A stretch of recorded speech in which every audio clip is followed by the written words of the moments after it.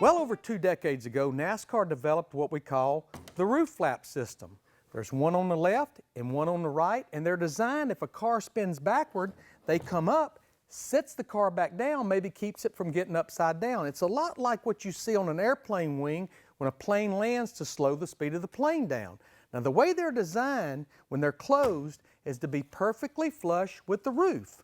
You should not even be able to tell that they're in there.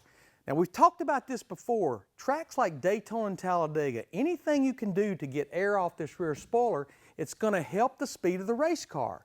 So what we found by some wind tunnel testing is if you raise this roof flap and put just a little bit of a spacer underneath that flap, just to raise it up ever so slightly, you can barely tell it, very subtle, it takes air off the rear spoiler.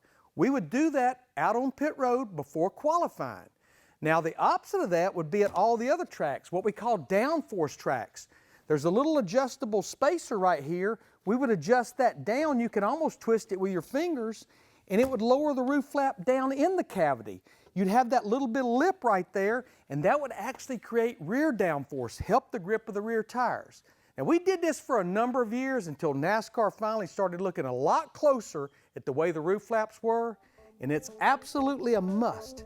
This is just between you and me.